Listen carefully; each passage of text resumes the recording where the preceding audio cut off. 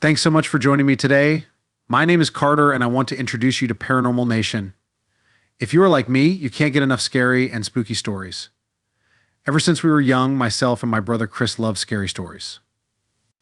They have always been a way for us to escape for a little while. In the past 5 years or so, we have created numerous stories that we hope you enjoy. This story that you are about to listen to is one of my original creations. Without further ado, let's get spooky. The Tennessee night was hot and sticky as me and April cruised down the back roads. The full moon casting creepy shadows all around. It felt like we were in some horror movie, and I couldn't shake the feeling that something bad was going to happen. April was sitting next to me, her hand tracing patterns on the window. I gripped the wheel tight, sweat making it slippery. We were out in the middle of nowhere, no lights or signs of life anywhere. Then, bam. The car jerked and died, leaving us stranded in the darkness. My heart sank and a shiver ran down my spine. We were stuck. We stepped out into the night, and that's when things got real spooky. The air felt heavy, like something was watching us. And then we heard this low, creepy chanting coming from the woods. I grabbed April's hand, and we both started to panic. Shadows moved in the darkness, and I swear I saw things lurking just out of sight. We were surrounded, trapped in some nightmare. Without saying a word, me and April tried to run, but these figures emerged from the trees, blocking our path. I felt like I was in a horror movie, and I was the dumb guy who was going to get killed first. The creatures closed in on us, their eyes glowing with evil. I could feel my heart pounding in my chest as we tried to break free.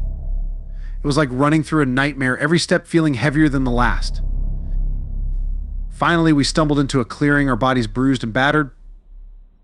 But the nightmare wasn't over yet. We could still hear those things out there lurking in the darkness, waiting for us.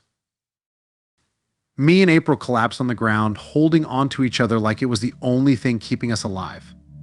And maybe it was. But deep down, I knew we weren't safe yet. We were still in the heart of the darkness with no way out. As the first light of dawn crept over the horizon, I could feel a glimmer of hope ignite within me.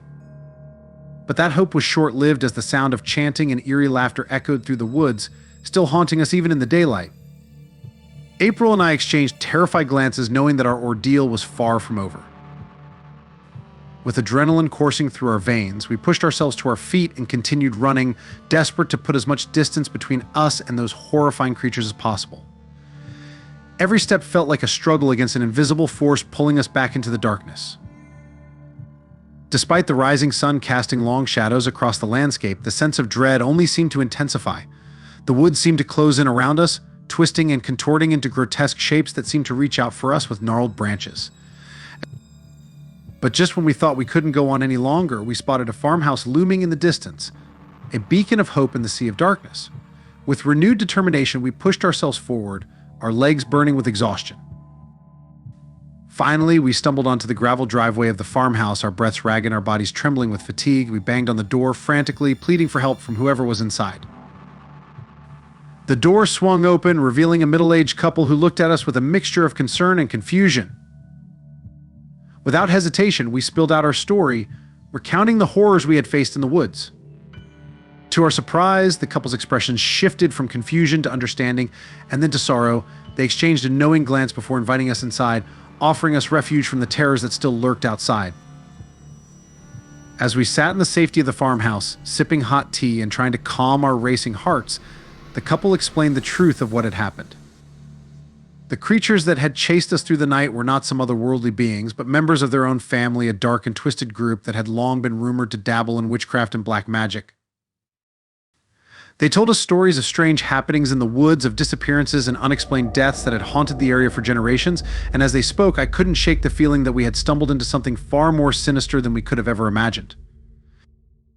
But for now, we were safe.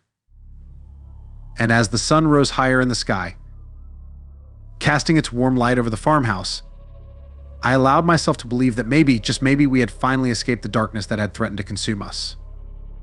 But deep down, I knew that our encounter with the horrors of the night would haunt us for the rest of our days. Thank you so much for listening to my newest creepy short story. I hope that you would consider liking and subscribing to the channel. Your support means a lot to me, and I appreciate it greatly. I also wanted to let you know that I have brand new merchandise in my store. I will leave a link in the description. That's all for this time, and as always, keep staying spooky.